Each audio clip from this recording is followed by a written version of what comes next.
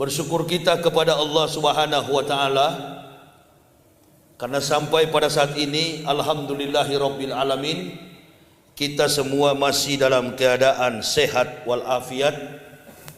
Kita masih boleh menghirup udara dengan bebas.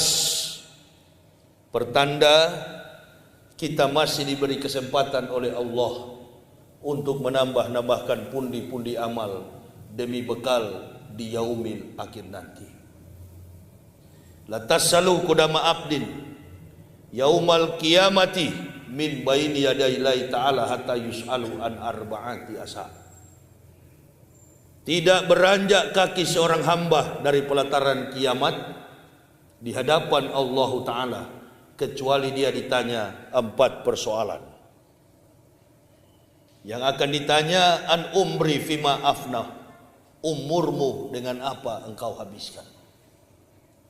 Tidak ditanya ada berapa banyak aset yang kita miliki di dunia.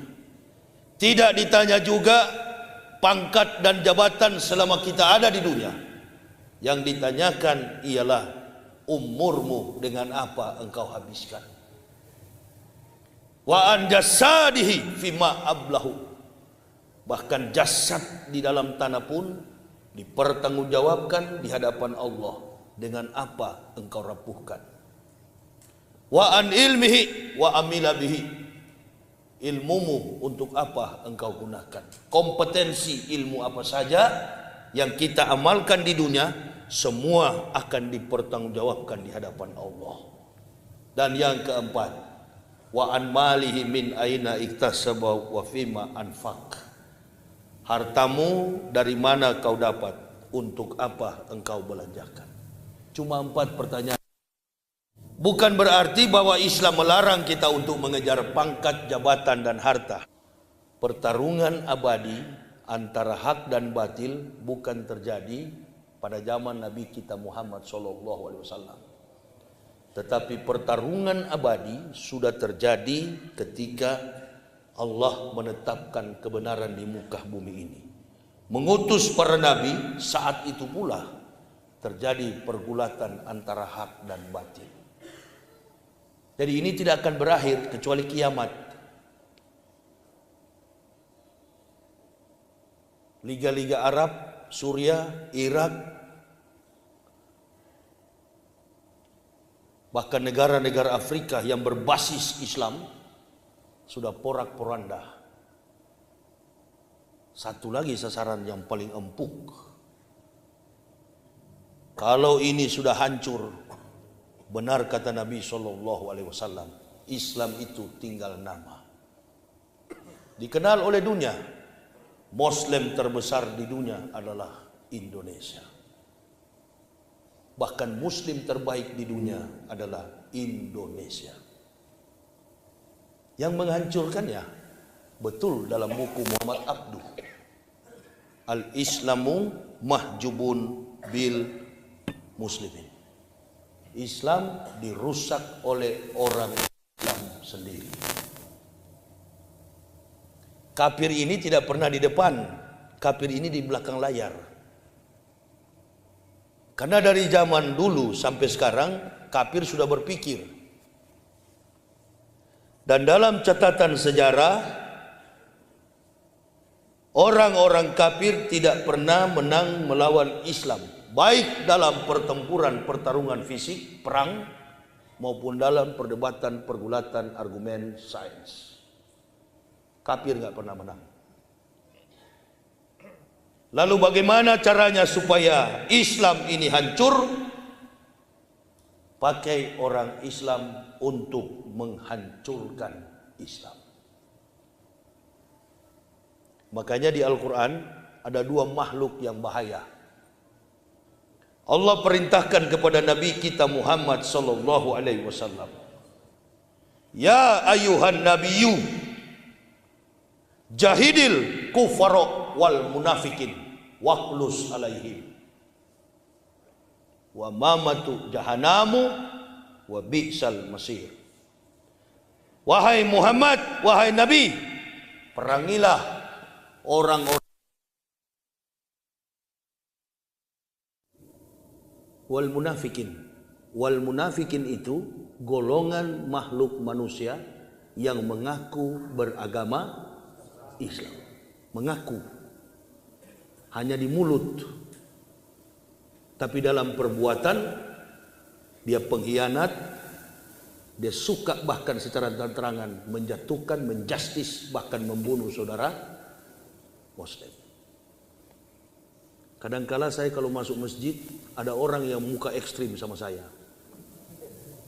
Karena menganggap ini kan dari kafir, jadi kita tunjukkan. Percuma kau tunjukkan begitu. Di sana kau kalau mau begitu tunjukkan kepada Wiranto, nah itu. Salah kalau sama Ustadz Yahya, salah. Sama dengan ente kasih muka sama Umar bin Khattab begitu. Loh, kita ini kan dikepung sekarang. Ceramah Kiai Haji Zainuddin MZ 15 tahun lalu terbukti sekarang. Kata beliau, kita ini bagaikan buih di lautan, banyak tetapi tidak berdaya, dikepung dari segala arah. Satu kelebihan Presiden kita Joko Widodo ini, satu, setiap kali ada korban yang mati dari umat Islam, kelebihannya beliau nggak pernah ucapkan bela sungkawa. Itu dilupakan oleh media, tapi Yahya Waloni tak lupa. Saya tak pernah lupa. Kelebihan beliau itu. Tapi kalau jembatan di Taiwan putus dan ada TKI yang meninggal mati, wah, muncul Menteri Luar Negeri Retno. Di Wamena yang lari, yang dicincang, yang ditombak, yang dipanah, nggak ada komentar. Ini bagus juga di rezim Jokowi ini kan muncul mana yang emas, mana yang imitasi, mana yang Muslim, mana yang munafik. Kita bicara di dalam dulu. Kalau kami yang dari kafir masuk Islam dijamin 1000% tidak akan goyah konsep keimanan yang kami miliki. Karena kami ini dari sudut pandang antropologi budaya, apalagi saya orang Manado, sulit sekali untuk mendapat petunjuk memeluk Islam. Berat. Tapi karena sifat orang Manado itu Europe style, gaya mereka itu gaya Eropa, cara hidup mereka itu hura-hura, cara hidup mereka itu jauh dari kebangkitan, kemenangan hidup di akhirat. Makanya kalau ada yang masuk Islam, saudaranya nggak peduli. Contoh, Angelina Sondak. Itu bapaknya profesor, rektor Universitas Samratulangi, Unsrat Manado. Nggak peduli. Angie masuk penjara dan beragama Islam. Tapi dibully oleh kafir. Wah, itu karena kau menyangkal Yesus. Iya kan? Karena kau menyangkal Yesus, kau mendapat musibah. Allahu Akbar. Menyangkal atau tidak menyangkal, yang namanya musibah itu selalu menyertai manusia dimanapun berada. Yang pasti hanyalah satu, kematian. Jadi sulit bagi kami untuk menembus gerbang hidayah itu. Berat. Karena dari kecil sudah dididik dengan studi Holland Spragen. Sudah dididik oleh Belanda. Dari Sondag School, katekismus, sampai menjadi pendeta. Benteng yang begitu kuat dalam kekafiran. Sulit dirobohkan.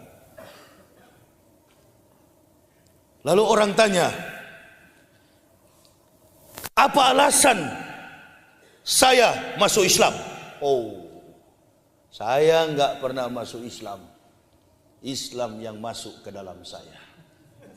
Ini tuh beda. Kalau masuk Islam biasanya cuma karena mau kawin. Kalau orang masuk Islam biasanya cuma ikut-ikutan. Itu masuk Islam. Asal sudah ketemu dengan apa yang ia niatkan, sudah boleh keluar lagi. Tapi kalau orang yang Islam masuk ke dalamnya, itu pilihan. Pilihan dari siapa? Allah. Al-Baqarah dan Quran Surah An-Nur itu kontras. Di Al-Baqarah bilang begini, innal ladzina kafaru sawa'un alaihim a ansartahum am lam tunsirhum la yu'minun. Saya jadi hati-hati bicara karena sound system. Susah saya meledak, takut saya. Dia tak keluar suaranya. Ini Al-Baqarah.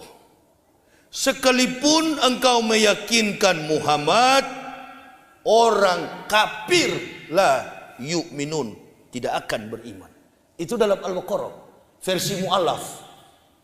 Versi mu'alaf. Ini mu'alaf. Karena di kamus besar bahasa Arab, mu'alaf itu orang yang dibujuk hatinya. Saya dan istri anak-anak tidak ada yang bujuk. Berarti bukan? Jelas ya? Sistematis, kontekstualis, teologis, dan rasional. Itu Islam. Islam bi ilmi. Islam itu ilmu. Al-ilma bil kasab labi nasab.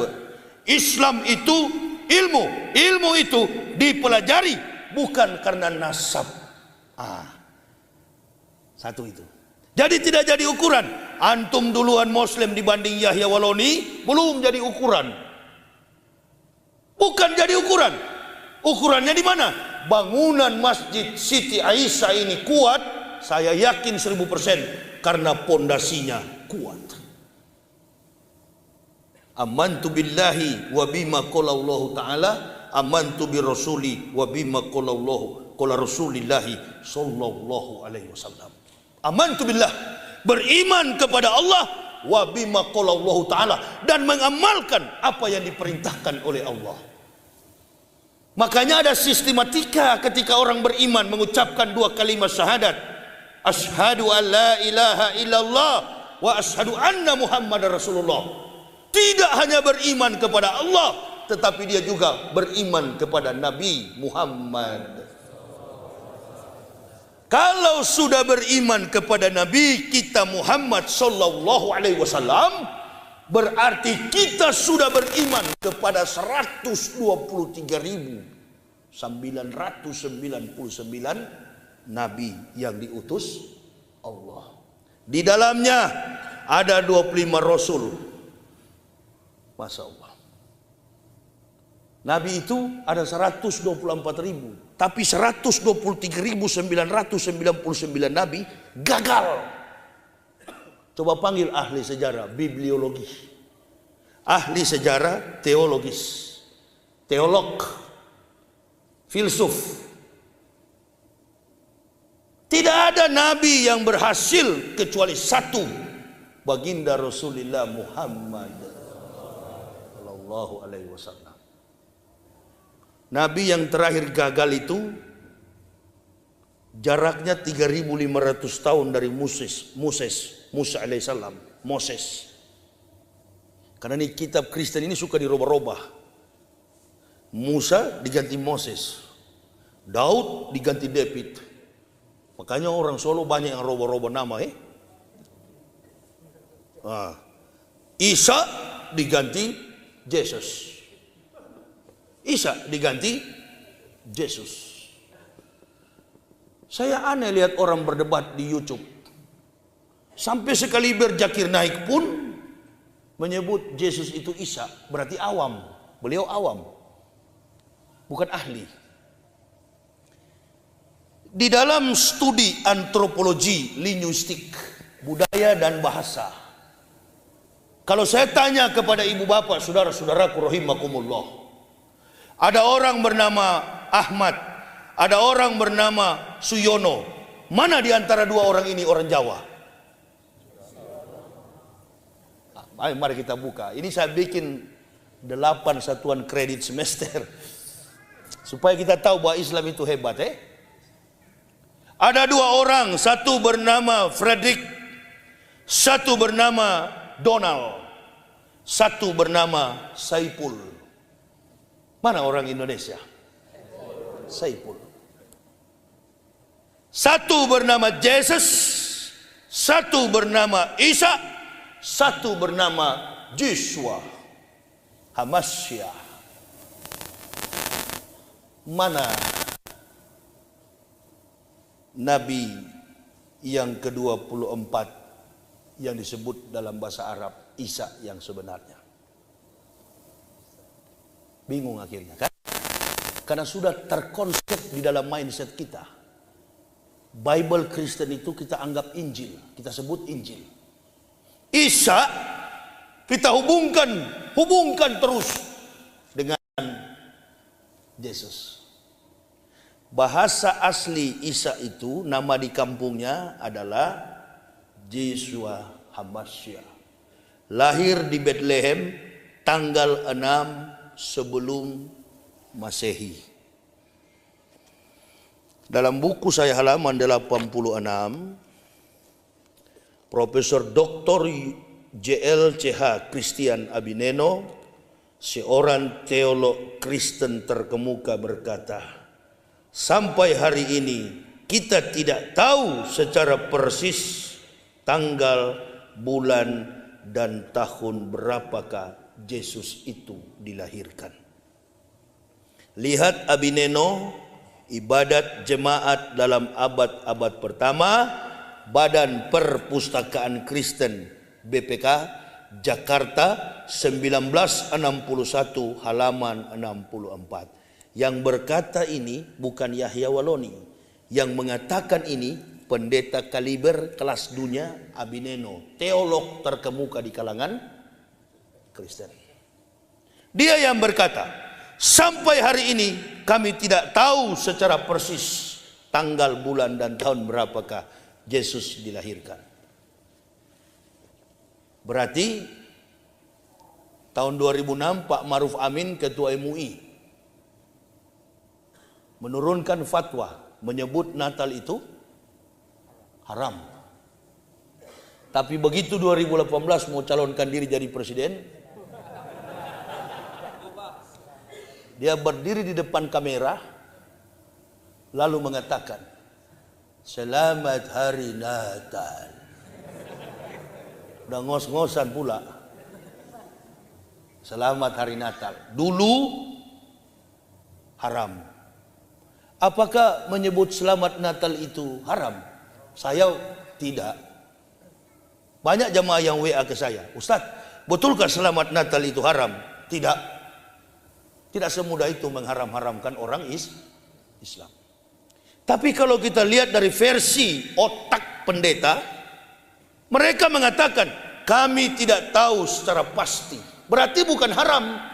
Begitu kita mengucapkan selamat Natal bukan haram. Berarti sama-sama goblok dengan kafir. Mana lebih keras kira-kira? Keras boleh, tapi ilmiah. Sehingga lawan tak mampu untuk membendung. Lapor polisi pun nggak mempan ini. Karena ini bukan saya bilang, saya cuma menyampaikan. Pendeta sendiri yang ngomong, tidak ada data secara persis. Tanggal 25 Desember itu adalah hari kelahiran anak dewa matahari. Perjalanan inilah yang mendorong saya untuk mencari tahu di mana letak kelahiran Al-Masih atau Yesus Hamasya. Dia lahir di Baitlam, Bethlehem. Tanggal 6 sebelum Masehi. Romawi menjajah Yerusalem dari tahun 65 sebelum Masehi sampai 6 Masehi. Isa dilahirkan 6 sebelum Masehi. Nabi kita Muhammad dilahirkan 21 April tahun 571. Jelas kan? Sehingga kita di kalangan umat Islam ada yang merayakan Maulud Nabi. Nggak usah lagi kita bilang itu haram. Kalau antum tidak mau ikut, tidak apa-apa. Nggak apa-apa, itu kan syukur. Sedangkan Kristen saja yang salah dirayakan Natal. Antum mau ngomong apa? Berhenti tuh menghina-hina sesama Muslim. Bidah kafir kepada sesama hanya memperkokoh benteng kafir itu.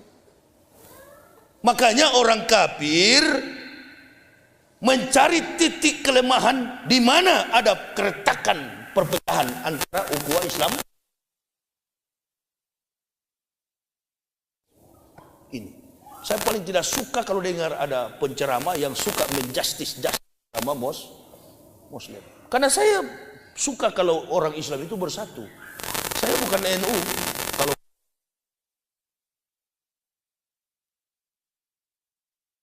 yang kunut ada juga tidak kunut. Jadi kalau saya ceramah di Boyolali, Muslim, kau jaga gereja, ustadz kau usir. Pakai uniform lengkap, baret miring, SD kau tidak tamat.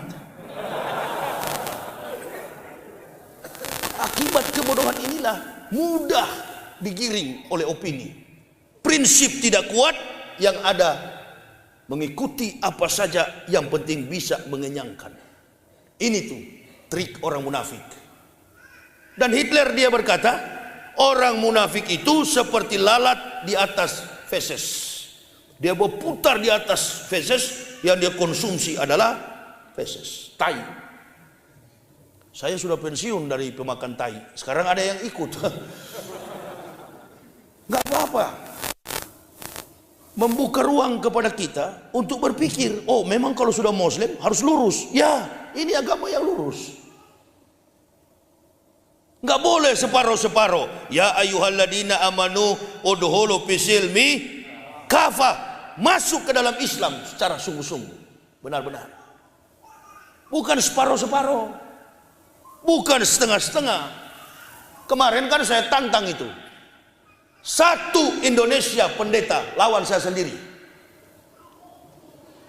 Bukan berkelahi secara fisik. Jangan memperalat masa Muslim. Saya nggak usah peralat Muslim. Dia juga jangan memperalat masa Kristen. Duduk kita di meja debat, berkelahi, bertarung kita secara intelektual. Karena manusia ini perlu penjelasan. Saya ceramah di sini bukan menyerang Kristen, bukan. Sayang kepada mereka supaya masuk Islam. Asyidau alal kupar, keras kepada kafir supaya sembuh. Termasuk wali kota Solo ini.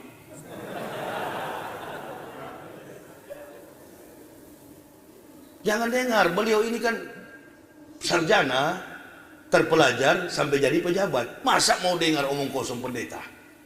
Masuk saja ke dalam walladzina kafaru wa kassabu bi ayatina ulaika ashabun nar khalidina fiha wa bi'sal masir. Orang-orang kafir yang mendustakan ayat-ayat kami tempatkan mereka ke dalam neraka jahanam. Itulah seburuk-buruk tempat kembali. At-Tagabun. Jadi pendeta-pendeta itu orang yang memalsukan Alkitab, Bible.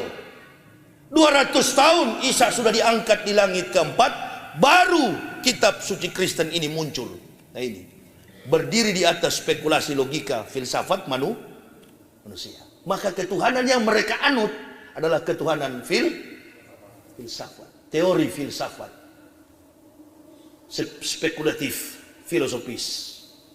Dan semua rumus ketuhanan itu ada dalam 14 surat tulisan tangan Paul of Tarsus, Epistle Paulus, tulisan tangan Paul. Antum bilang itu Injil, buktikan kepada saya. Baik profesor Kristen maupun profesor Islam, buktikan kepada saya kalau ada Injil asli. Ada anak di Sumatera mengatakan, Ustadz, bapak saya punya kitab Injil asli. Allahu Akbar. Kapan dek bapakmu ketemu Nabi Isa alaihissalam? Kapan bapakmu ketemu Nabi Isa? Injil itu tidak terbukukan dalam bentuk buku begini. Enggak juga, enggak ada dalam mushaf. Enggak ada. Injil itu hanya ada pada lisan Nabi Isa alaihissalam.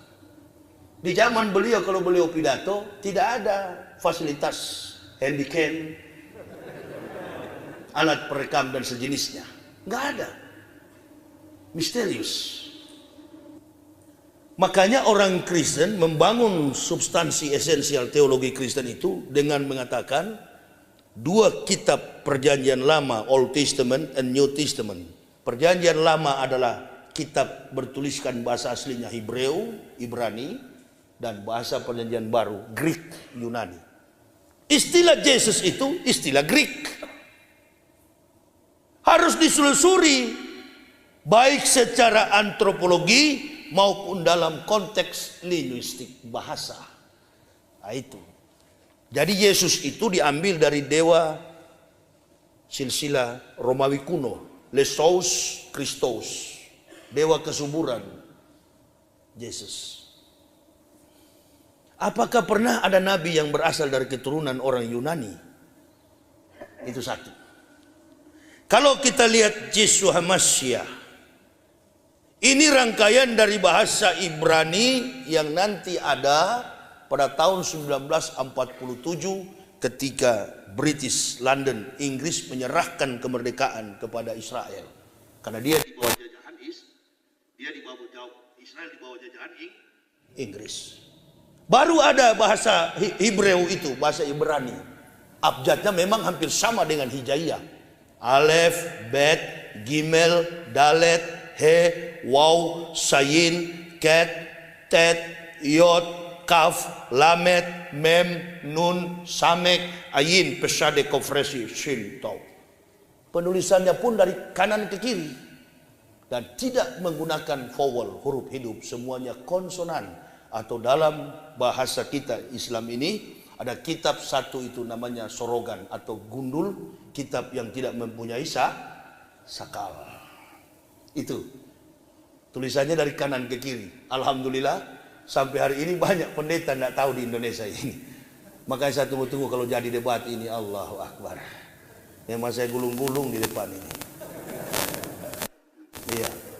Dia nggak tahu. Kalau dia tahu tentang Nabi Isa, betul-betul mereka tahu siapa Isa, bagaimana sepak terjang dakwah Isa dari silsilah keturunan Isa. Insya Allah saya yakin 1000% mereka pasti converts, masuk Islam. Tapi persoalannya karena tidak tahu, ini persoalannya. Karena nggak paham. Menuduh-nuduh Muhammad ini adalah orang yang membawa Al-Quran, membuat Al-Quran. Mana mampu Rasulullah SAW. Al-Quran ini bukan buatan Muhammad. Sebelum Muhammad datang, Al-Quran sudah datang. Ketika Allah Subhanahu wa taala memberikan Taurat kepada Musa di Bukit Tursina. Wahai Moses, ini Musa, ya Musa, ini atau itu umat Muhammadin, nur aini kaila yadurhum zulmatani. Wahai Musa, aku memberi kepadamu kitab Taurat, tapi ketahuilah sesungguhnya ini atau itu umat Muhammadin, akan datang umat Muhammad. Tadi saya katakan rentang waktu antara Musa dengan Isa 3.500 tahun. Isa dengan Nabi Muhammad 576 tahun. Rentang waktu 4.076 tahun. Belum datang Rasul Sallallahu Alaihi Wasallam, umatnya sudah dijanjikan akan datang. Hebat gak ini Islam? Historik. Tidak ada sejarah, tidak ada teori. Tidak ada teori, tidak ada ilmu pengetahuan. No history, no truths. No truths, no theory, no theory, no science. Beberapa juta profesor di dunia ini, Allahu Akbar, membangun disertasi. Begitu datang peradaban baru, tergeser oleh pengaruh zaman. Tapi pernahkah Al-Quran bergeser? Pernahkah Al-Quran ini bergeser, menyimpang maknanya, definisinya sampai kepada makna spiritual yang diamalkan oleh umat Islam? Enggak pernah. Justru sebaliknya, Al-Quran terbukti mampu memberikan sumbangsi pengetahuan, teknologi dan teknologi. Science and teknologi. Kaya di dalam Al-Quran. Saya sudah pelajari selama 8 tahun. Baru saya masuk Islam. Bukan terpengaruh karena orang Islam yang bujuk. Enggak ada. Di Islam ini enggak ada program Indomisasi, Islamisasi. Enggak ada. Enggak ada. Sorry, maaf. Nah, beda dengan di sebelah sana, program Indomisasi, program Kristenisasi, pemurtadan, pendangkalan akidah. Allahu Akbar. Nggak ada di Islam, nggak ada, nggak ada. Orang-orang yang masuk Islam itu orang-orang yang hebat, intelektualitas mereka di atas rata-rata. Nggak usah jauh-jauh deh. Saudara saya satu kampung itu, Rocky Gerung. Loh, itu kan liberal. Itu liberal. Dia bukan beragama Islam. Tapi konsep yang dia bangun dalam statusnya sebagai seorang filsuf dalam sebuah wacana peradaban sebuah negara, selalu standarisasinya kontekstual. Sesuai dengan apa yang terjadi dalam sebuah struktur pemerintahan, baik yang menyimpang maupun yang lurus. Artinya apa? Pemikiran-pemikiran Rocky Gerung itu adalah pemikiran Islam. Sebaliknya dari kita, Allahu Akbar, sorban putih di kepala, otak kafir.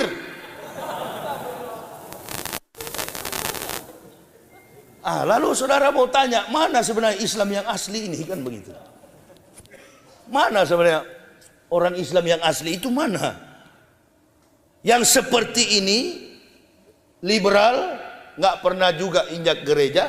Kalau keluarga Rocky di Manado itu kan Protestan, Gemim. Itu kampung kami. Adiknya satu itu profesor, dekan fakultas pertanian yang ada di Unsrat. Jadi kalau hubung-hubungkan dengan pengaruh pemikiran kita secara eksologi, etika, logika, estetika, itulah ruang yang paling tepat untuk mengukur standarisasi kebenaran suatu agama. Bukan membanding-bandingkan ayat-ayat Bible dibandingkan dengan Quran, Bible dibandingkan dengan Quran. Saya mau kasih tahu ke jamaah, kalau berdebat itu banding-banding ayat dalam Bible, ayat dalam Quran, sampai kapanpun orang kafir tak masuk Islam. Karena itu akan terkesan sama-sama kuat. Dia punya argumen dalil teologis, di Islam juga kita punya dalil argumen teologis. Tapi kita mesti pakai cara Syekh Abdul Qadir Jailani. Menyanggah lawan, mengalahkan lawan dengan kitab lawan. Nah, kalau dia mau singgung soal Al-Quran, Allahu Akbar. Dalam Islam ini banyak yang punya kompetensi, kemampuan itu. Kesimpulannya, kitab Kristen itu standarnya adalah hadis yang dhaif. Paham kira-kira? Standarisasi keaslian legalitas daripada Bible Kristen, New Testament adalah hadis dhaif. Berhentilah kalian, hai orang-orang yang mengaku kristolog, berdebat membanding-bandingkan Al-Quran. Lahudau rahmatul lil mu'minin.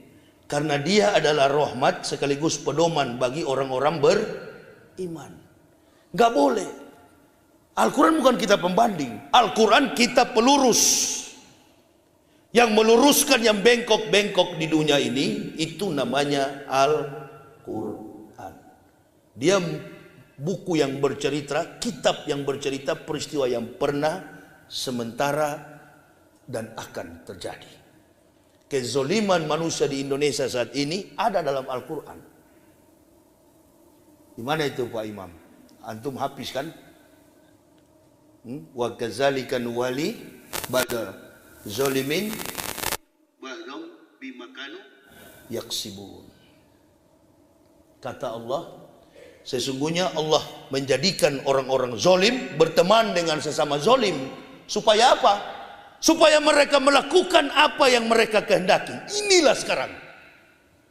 Jadi Pancasila itu omong kosong, hanya dijadikan sebagai alat politik. Khususnya sila kelima, keadilan sosial bagi seluruh rakyat Indonesia. Jadikan tameng politik, padahal tidak adil. Kalau adil tidak berdarah-darah di Wamena. Kalau adil tidak berdarah-darah, mahasiswa turun demo. Jangan larang. Dalam semua rezim, kalau mahasiswa sudah turun, sebentar lagi innalillahi rezim itu. Ya, karena mahasiswa ini beda dengan rakyat. Kalau rakyat emak-emak yang turun di lapangan, FPI, Banser, Ansor, organisasi LSM Islam yang turun, persoalannya satu, apalagi kalau rakyat jelata, buruh yang turun demo di lapangan, ada yang terganggu. Apa yang terganggu? Perutnya yang terganggu. Tapi kalau mahasiswa sudah turun, Allahu Akbar, bukan perutnya, intelektualitasnya yang terganggu. Itu harus dibedakan. Lalu ngomong,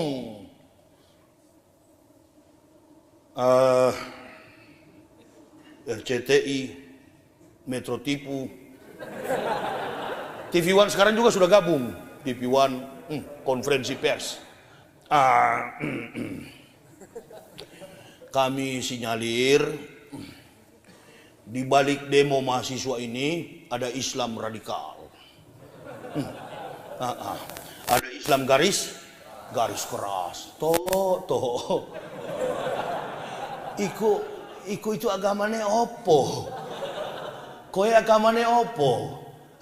Pak Wiranto itu agamanya kok Islam? Udah jadi sasar. Mulai terbuka ya pikiran kita. Siapa yang bermain? Kap di belakang. Yang disuruh maju adalah Mun, bukan Mus. Ya, iya Mun. Jangan terlalu jelas, kena delik. Mun, Mus, Kap, Mun. Ya. Kapnya background, Munnya suruh maju. Ya, Munnya disuruh maju. Ini tuh strategi. Ini kan Anatoly Karpov ini kalau catur. Mudah sekali terbaca. Apalagi saya dari sana. Memang pekerjaan saya dulu itu. Ya, jadi antum belum lompat, saya sudah tahu. Mau ke sini dia. Makanya kasus 3 tahun lalu ceramah di masjid diumbar. Nonton YouTube Ustadz Somad UAS, nonton TV UAS, sampai MUI pun sudah angkat tangan. Karena ini sudah di ranah hukum. Allahu Akbar. Baru kali ini dalam rezim pemerintahan 7 presiden, baru kali ini ada ulama kafir yang utak-atik ulama muslim. Ada apa gerangan? Dia lupa bahwa di dalam ada singa di dalam sini yang memang ahli di bidang kebohongan kafir itu. Dan saya cut 1 kali, selesai. Kenapa Ustadz Somad yang kalian lapor, saya kalian lapor, atau debat kita? Selesai. Kenapa? Lompatannya kan 3 tahun nanti, 2024. Politik. Makanya saya bilang sama adik saya Ustadz Somad, sudahlah Ustadz, berhenti sudah baca-baca hadis, banyak baca buku Das Kapital, banyak baca buku politik. Persiapkan dirimu untuk 2024 jadi wapres. Loh, untuk apa dia mau kecangkulunya masih pagi? Pak Jokowi belum dilantik, sudah ada permainan orang kafir. Yang kedua, dia mengukur. Ini kafir ukur, masih kuat enggak Islam ini? Makanya dia muncul. Kafir yang mau menantang saya itu, Esra Soro. Dia muncul di TV, dia muncul di YouTube. YouTuber, memang sekarang ini banyak orang cari makan pakai YouTube. Tadi saya mau dikasih saran sama ibu pewakaf masjid ini. Ustadz kalau boleh Ustadz bikin channel sendiri. Aduh nggak mau saya Bu, biar sajalah. Hidup dengan cara yang saya miliki, dengan hasil keringat dakwah. YouTuber, ngapain YouTuber backgroundnya itu kafir semua. Nggak mau saya makan uang kafir. Saya makan uang kotak amal dari masjid. Amin ya robbal. Kalau dapat di warung sana tuh, pecel lele Lamongan, NU, Allahu Akbar, lele goreng, jangan terlalu kering ya, Mas ya. Nah, sementara digoreng, itip-itip matanya, bisik-bisik, ini Ustadz, kayaknya Ustadz Yahya. Kalau sudah dengar begitu, saya pura tengok tempat lain, gratis pasti ini. Ya itu, kalau masjidnya di pedalaman, saya pergi pecel lele Lamongan. Kalau agak tinggi, baru rumah makan Padang Muhammadiyah. 2 itu sajalah makanan saya. Sehat selama 13 tahun. Tidak memakan pemberian kafir. Haram. Nggak mau saya itu ikut-ikut. Biar aja dia itu yang ngomong-ngomong di YouTube. UAS. Ada tujuan apa? Dia mau ukur Islam masih kuat nggak? Kafir lupa. Kemarin betul waktu pilpres ada cebong, ada kampret kemarin. Di sini pun pasti ada itu. Ada yang cebong, ada yang kampret. Tahu dari mana ente Ustaz? Kalau saya ceramah begini, yang keluar itu pasti cebong dulu. Supaya kau tak keluar. Ya, nggak ada stop lagi cebong dan kam. Jaga amanah mulia agama yang sudah menghadirkan berkah bagi bangsa dan individu kita setiap Muslim. Antum jadi jenderal karena agamamu Islam. Antum jadi anggota senator parlemen karena antum beragama Islam. Antum menjadi menteri karena agamamu Islam. Antum menjadi presiden Pak Joko Widodo karena antum beragama Islam. Qul amarah Rabbi bil qis wa aqimu wujuhakum inda kulli masjidil wad'uh mukhlisina lahuddin kama ba'da akum ta'udun. Kalau sudah menjadi seorang muslim berarti harus adil. Umar bin Khattab pemimpin yang adil. Ini kan karena krisis keadilan negara kita ini. Yang disasar adalah umat Islam. Padahal umat terbesar muslim di dunia Indonesia, dan pemberi sumbangsi finansial terbesar negara adalah Indonesia. Muslim Indonesia. Metro Tipu kan pernah hitung itu. Bulan Ramadan kemarin. Pendapatan negara dari hasil umroh 200 sampai 200 lebih miliar per tahun. Belum lagi lil hajj, orang berhaji sampai nominal triliun. Orang-orang kafir ini ada sumbangan apa? Sumbangsi terbesar bagi negara ini adalah umat Islam. Jangan dihianati. Nanti alam yang akan menghukum kita. Bencana apa lagi? Allahu Akbar. Kalau saya nonton, menangis saya, meleleh air mata saya. Allahu Akbar, ya Allah, ya Rabbi. Kesaksian para pengungsi, saudara-saudara kita dari tanah Jawa, dari tanah Minang, lari dengan anaknya berjilbab. Girah untuk perang di dalam dada ini, jihad menyala-nyala. Kapan ya Allah? Kenapa harus begini? Kita yang mayoritas pemberi sumbangan terbesar bagi benteng kekuatan negara kesatuan Republik Indonesia NKRI adalah umat Islam. Kezoliman yang terjadi. Pak Jokowi sebenarnya nggak begitu orangnya. Dari wali kota dulu dia sederhana kok. Tapi yang di kiri kanan ini, yang beberapa kafir ini, Pak Wiranto juga nggak begitu. Tapi ada beberapa kafir di belakang ini. Karena mereka ambisi untuk menguasai menelan dunia. Kita orang Islam ada standar. Quran surah Al-A'la, qad aflahal man tazakka wa zakara rasma rabbih fasalla bal tusirunal hayatad dunya wal akhiratu khairu wa abqa. Jadi tujuan kita adalah akhirat. Tujuan orang kafir adalah dunia. Modal dia kuat. Dia bikin supaya orang Islam itu memusuhi saudaranya. Masjid diinjak-injak. Bahkan kemarin sesudah Pilpres, ada yang naik ke masjid membawa seekor anjing. Jadi berani ini kafir-kafir ini. Jamaah juga tidak boleh bertindak melampaui hukum. Jangan terpancing. Ini pancingan semua.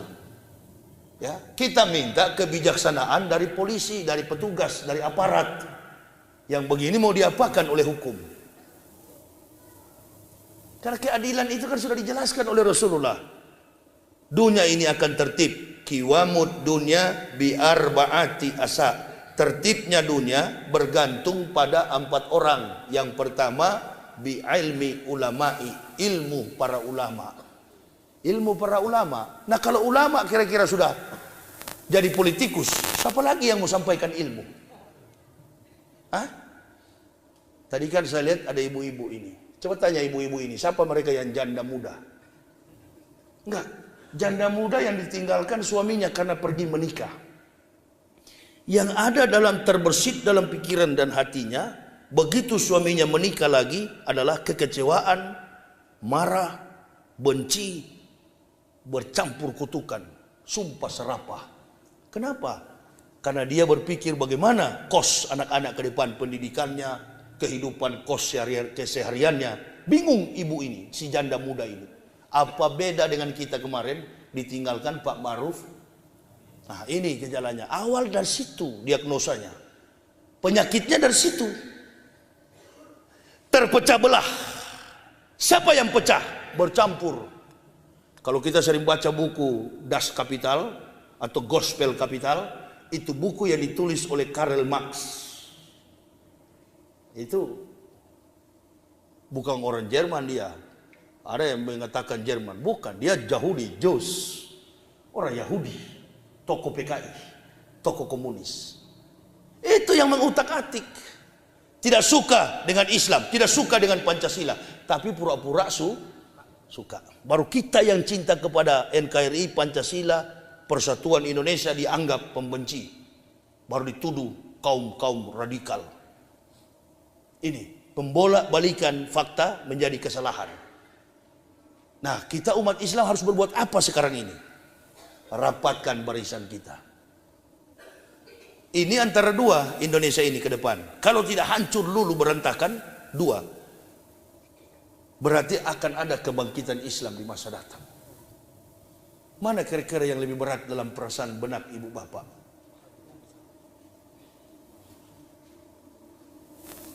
Kebangkitan Islam, kita harus lihat juga siapa kira-kira yang membangkitkan. Karena di lapangan ini sudah pada tiarap. Hari apa itu saya di Pontianak ya? Sebelum ceramah nyanyi lagu Pancasila, lagu Indonesia Raya. Dengan wakil bupati Kabupaten Mempawah. Habis saya baru usah somat masuk. Baru saya tembak betul-betul di situ.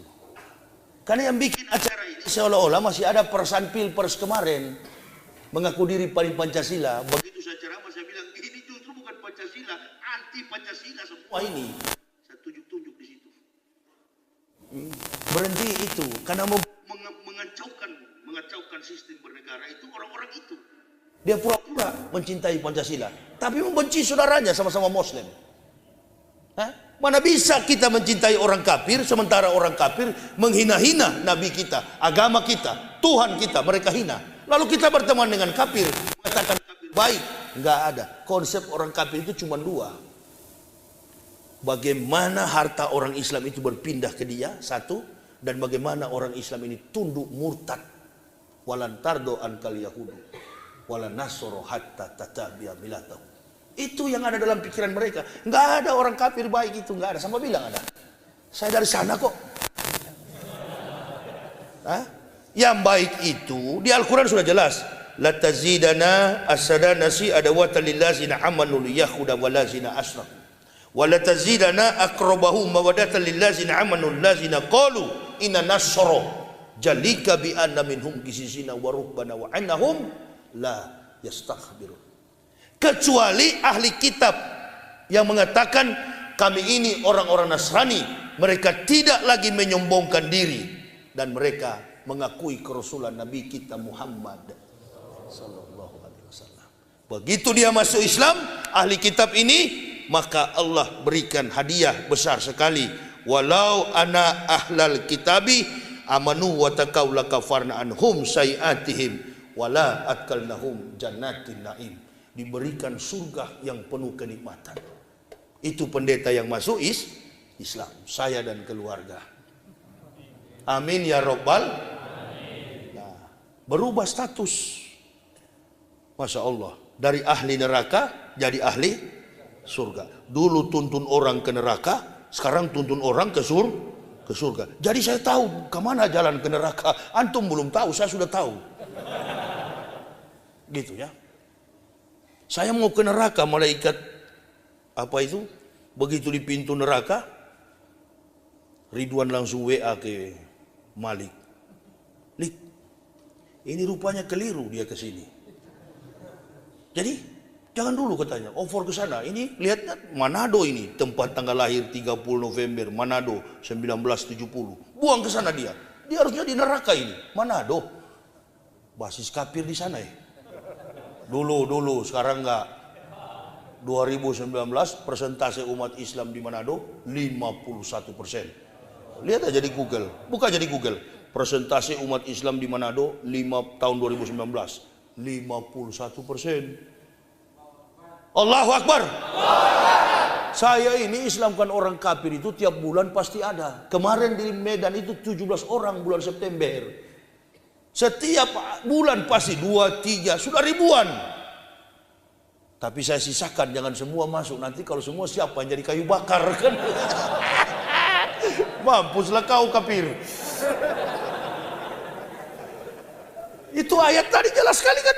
Inna atatnal lil kafirina salasila wa aklalau wa sa'iro. Neraka yang paling panas itu bagi orang kafir namanya sa'ir. Tuh. Jadi tidak boleh semua masuk Islam. Kalau semua yang masuk Islam, siapa yang di neraka? Kan begitu. Cuma kita berharap Pak Wali Kota masuk Islam. Amin ya Robbal. Siapa nama beliau? Rudi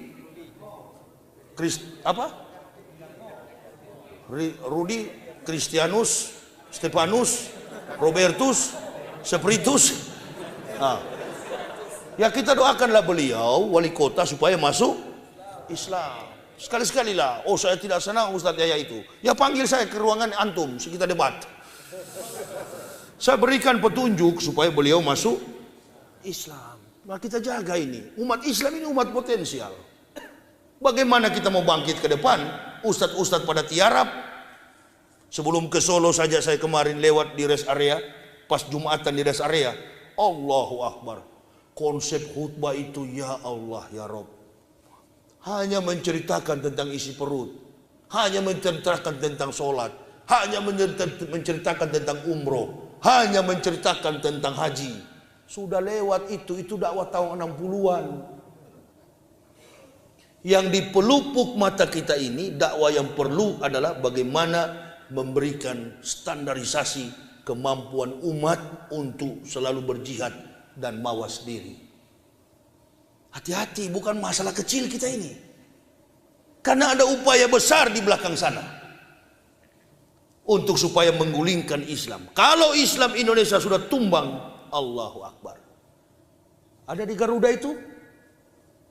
Doa setan dibaca di dalam hari kesakitan Pancasila.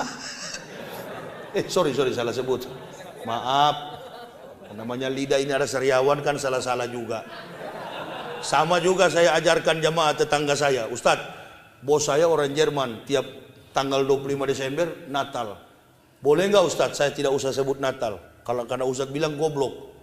Ya enggak apa-apa antum sebut selamat hari Natal. Antum kan belajar Iqra. Tapi nunnya antum ganti go. Jadi waktu menyebutnya bukan selamat Natal. Selamat hari Natal. Pura-pura sariawan kan. Jadi begitu juga tadi, hari kesaktian dirubah jadi hari iya karena sariawan. Ya namanya sariawan kan lapas berubah dong. Ya, jadi hari selamat hari Natal dirubah selamat hari Gatal dan tahun Garuk. Karena kalau gatal harus di Garuk gitu. Ya mau hadapi ular harus lebih licik daripada ular. Sudahlah. Saya kira orang Kristen itu apalagi pendeta-pendeta itu sudahlah berhentilah. Masuk Islam sajalah, menyerah. Loh. Saya cuma mau tanya satu ayat kalau berdebat itu. Lukas pasal 2 ayat 21 kan Yesus disunat.